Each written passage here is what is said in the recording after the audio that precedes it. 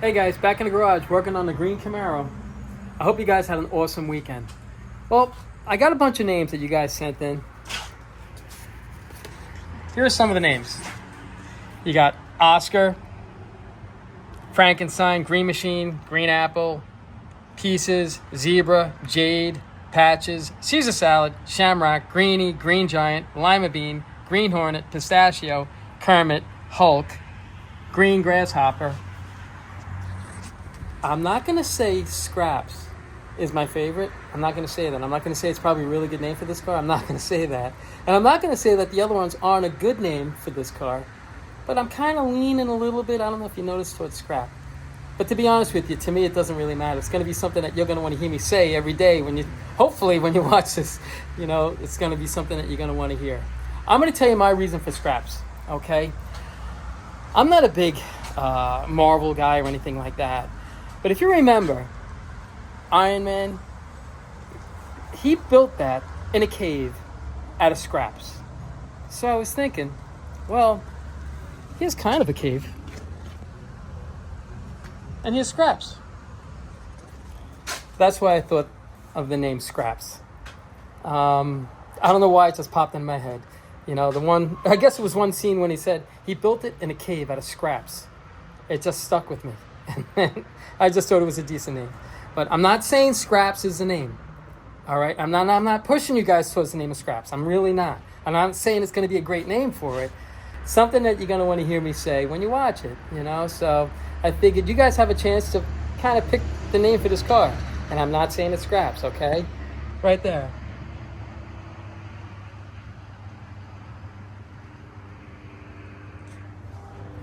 So those are the names. Really, any name you guys pick, it doesn't really matter to me. But, all right, enough babbling. Game plan for today. We put the rear in the other day, but I didn't have the U-bolts. So now I got my U-bolts on both sides. I'm going to put the shock perches on for both sides. And then what I want to try to get done, I'm going to fix all this. I'm going to clean up all that rotted part there and there. And hopefully maybe set the trunk pan in. So we'll see. I'm going to plug away today to see what we can get done. Here we go.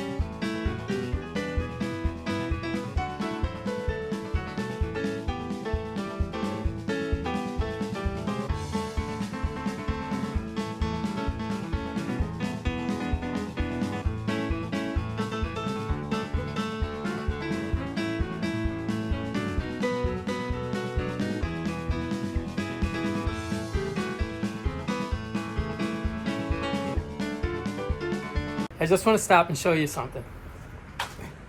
On 68 and 69 Camaros, the shock mounts to the back of the axle, on the back of the axle. On a 67 Camaro, this mounting bracket right there, the plate, was over here on this side. Right there. The reason why they changed it from 67 was the only year that they did it. The shocks are mounted in front of the axle. The reason why they did away with it in 68 is because it gave the back of the car a lot of wheel hop. So when they corrected it, when they put the shock in the back, it didn't eliminate all the wheel hop, but it prevented a lot of the wheel hop. And you'll notice a lot of 67 Camaros, some of them came with a 12 bolt. If they came with a 12 bolt, a lot of them came with a factory, almost like a traction bar, like a factory traction bar. It's a single bar. It's mounted. There's a plate mounted on the rear of a 12 bolt, and up front where it meets the pocket, that's where it fastens to. There's a bracket there too. I wish I had something to show you, but I don't have anything to show you. But 67, you could have got it with a factory traction bar with a 12 bolt rear, not with a 10 bolt. So I want to show you the difference between when you hear me say the big 10 bolt or the small 10 bolt rear. Okay. How you could tell. Let me get my time. You see this right here? These tabs, here and here. Immediately you could tell it's a big 10 bolt rear. The big 10 bolt, well, let me show you what the original 10 bolt rear looks like in a 69 Camaro. I'll show you on this one right here. See that rear right there? There's no tab here or here. That's the small 10 bolt rear. That's the rear you could enforce it a little bit, and you can get it to take some horsepower, but it's really limited. It's got the smaller axles in it, the smaller pinion. With the big 10 bolt rear, right there, that's a 12 bolt rear in disguise. That's just as strong, or stronger than a 12 bolt rear. And that came out in 1970. So from 70 newer was the big 10 bolt rear. Below 70 was a small, I don't know if it's 8.5, I'm not sure what they call it. But immediately you could tell by those tabs right there. I just wanted to stop and show you that, alrighty? So now what I'm going to start on now is I'm going to start working on that and that. Just cleaning it all up.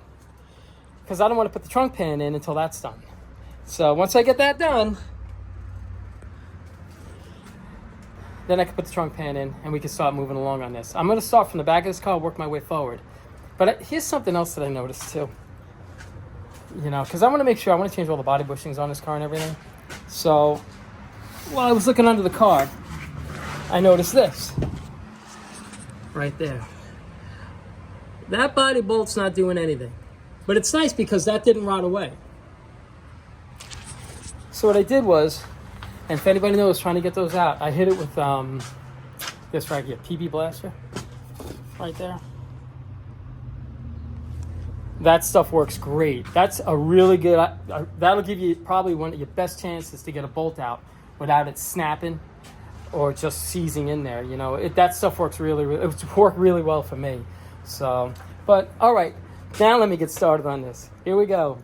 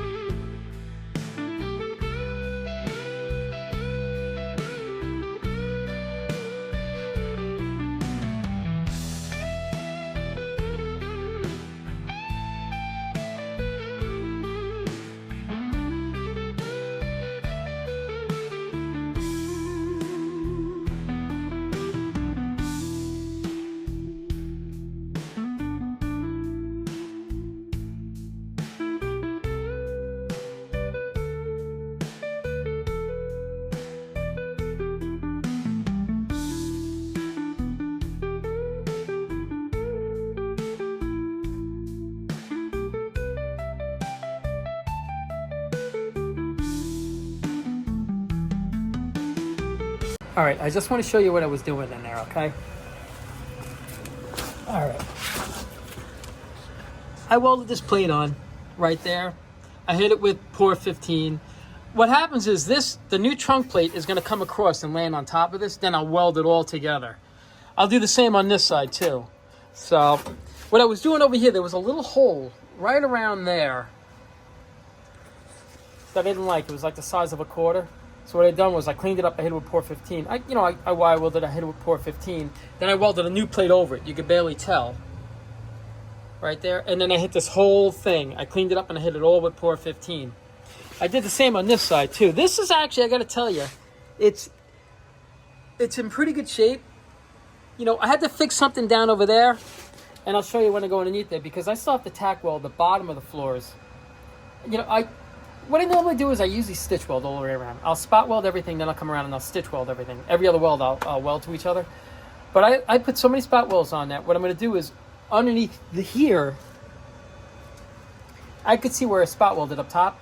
I'm going to weld in between those now, all the way down and around. So this thing, you should be able to stand an elephant on this thing. So, I mean, not that an elephant could fit in there, but it should be really strong. That's what I'm trying to say, I guess.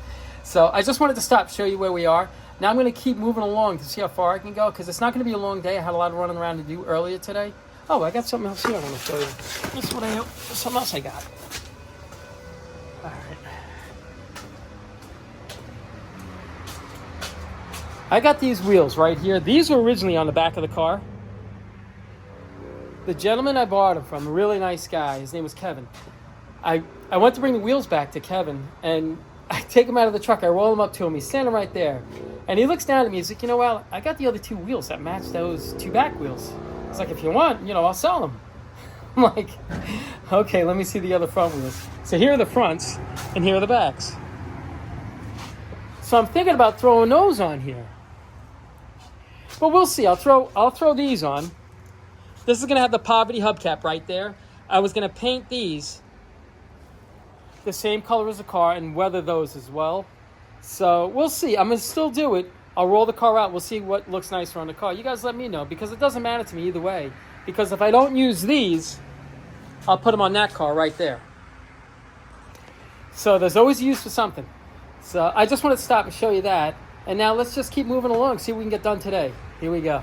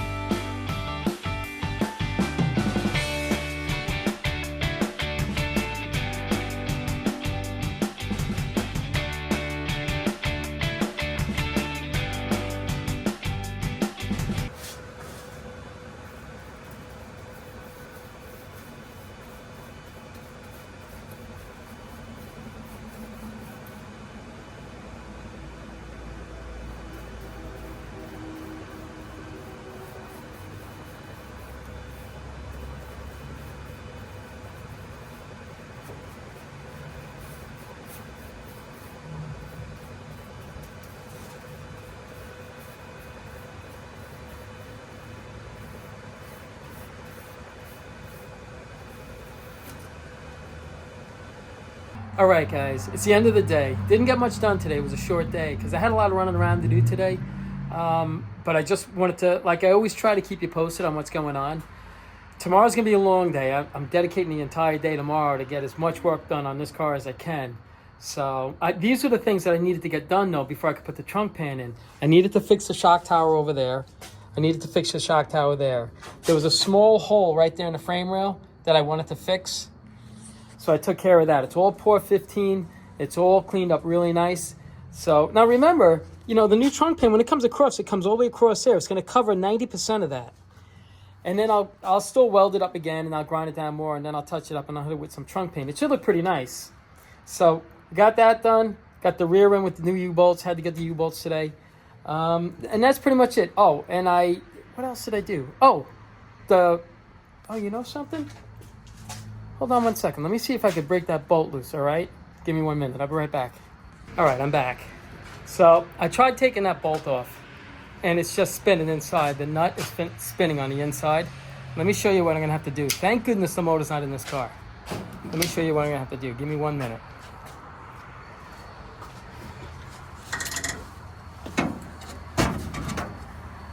Okay. I'm going to take... The Z-bar is going to come out anyway. And the plate see that plate right there? This plate?